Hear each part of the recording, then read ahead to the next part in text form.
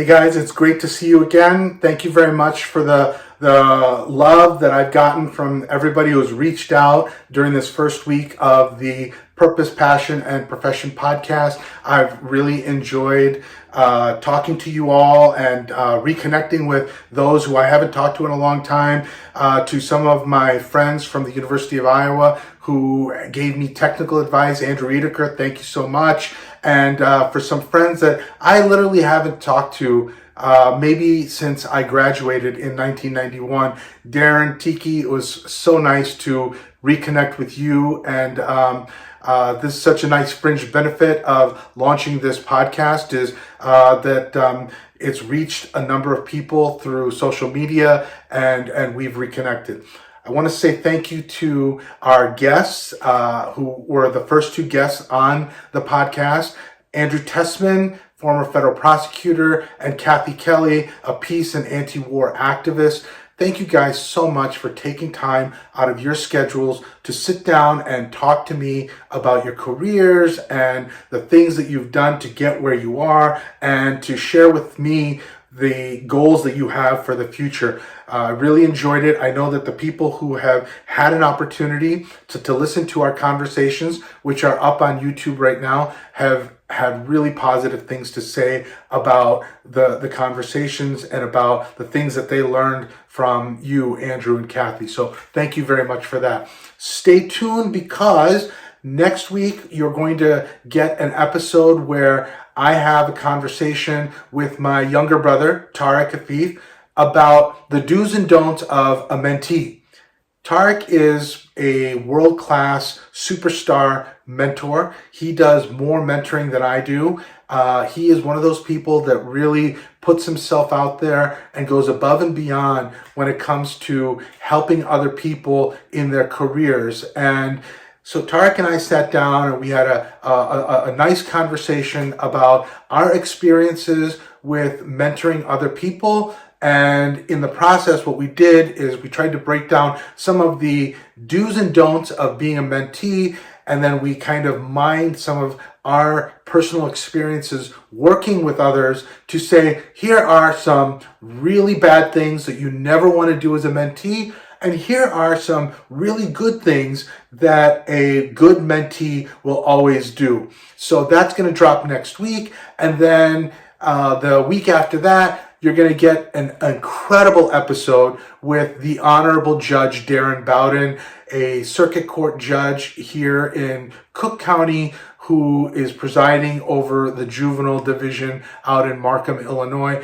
That's a fantastic conversation. I love that conversation because Darren was my boss at the Cook County Public Defender's Office, and Darren has so many insights about how he used the things that he experienced as a child and the things that he learned as a young man and how he brought that to the public defender's office, and then the things that he learned and experienced at the public defender's office and how he uses those now as a judge. So already we've got a great lineup of interviews that are done, and we've got interviews that are in episodes that are going to be dropping in the next 2 weeks that are fantastic as well.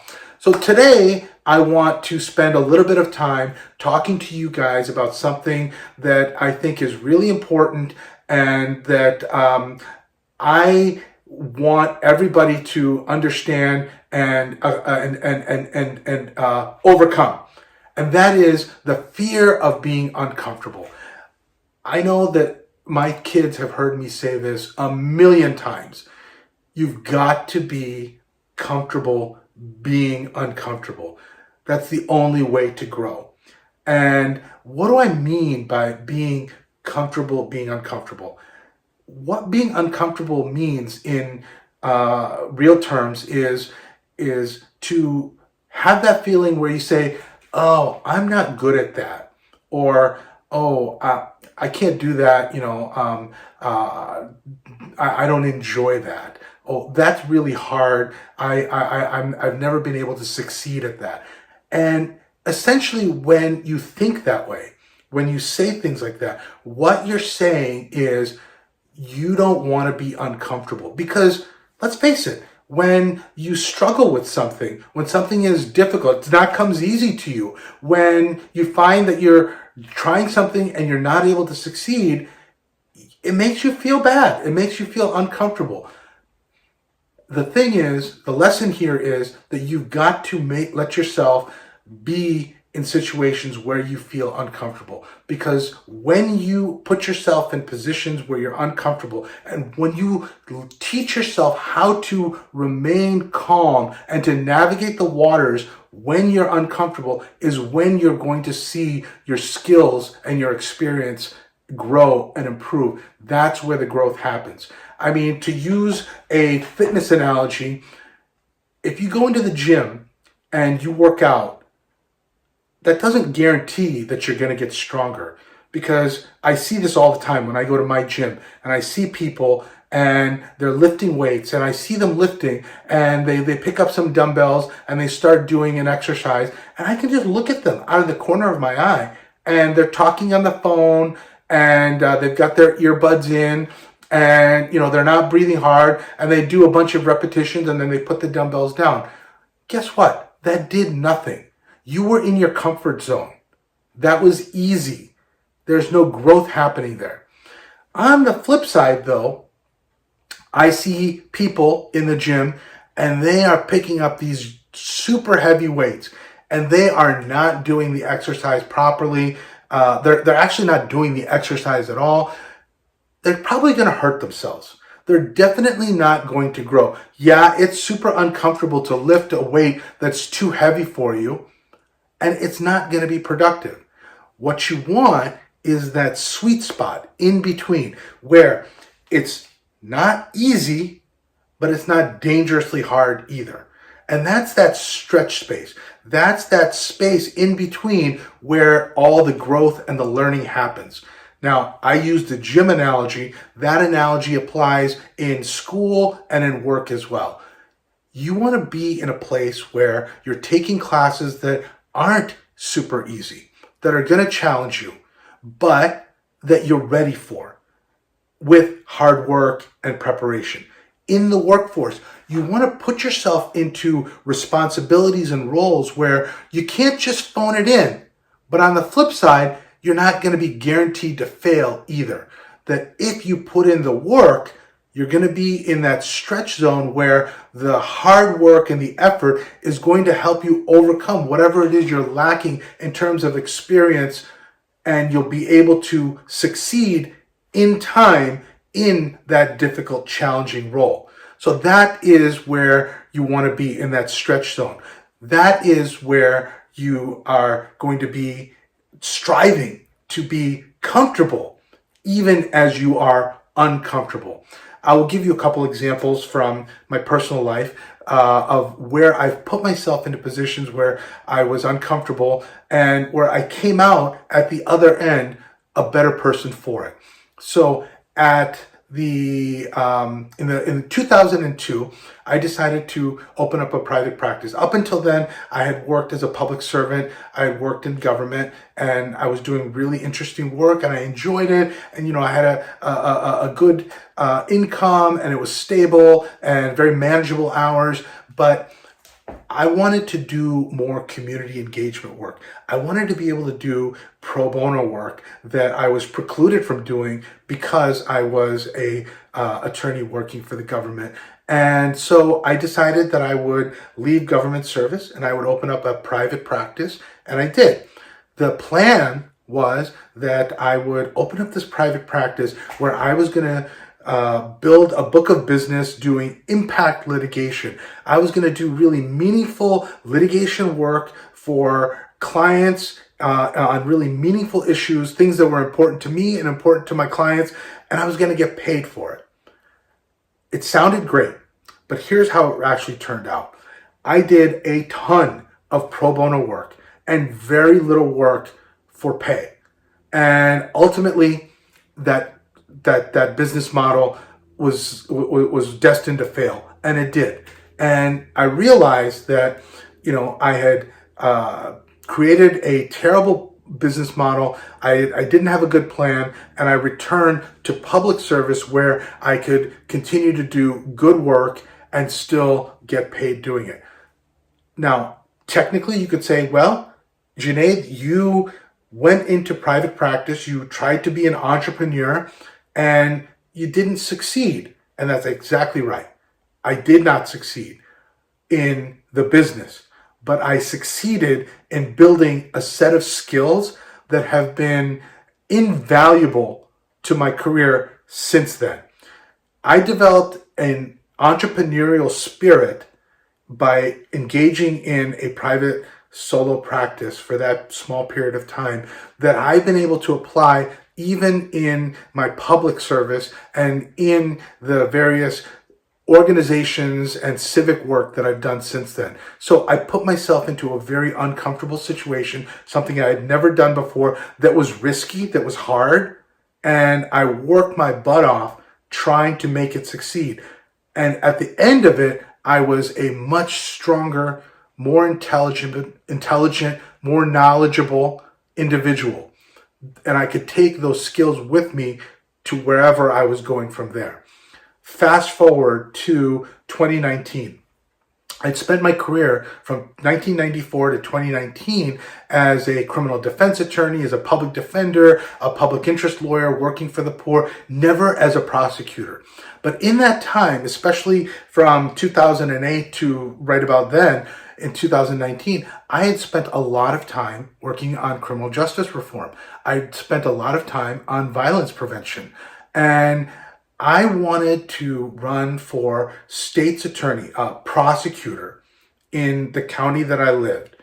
But I wanted to run on a platform of progressive prosecution, on tackling the hard issues of mass incarceration, of disproportionate minority contact between minority communities and law enforcement. The fact that the jails and prisons in our state are filled disproportionately with Black and brown people. I wanted to tackle the issues of addressing substance abuse as a mental health and physical health issue rather than a criminal justice issue. And so I ran on this issue and I did not succeed. I did not win in that Democratic primary. But again, while I lost, I gained something that was, again, invaluable. And what that gain was is this. Up until then, I had all this knowledge about criminal justice reform and the social policies and the implications of doing criminal justice the way we've been doing it. And it was very academic and it was very lawyerly. And in the course of that campaign, I had to learn how to translate that information into knowledge that was understandable by the general public. And so in the course of that campaign, I had to retool myself and change my vocabulary so that I could take these important issues and make them accessible to the general public.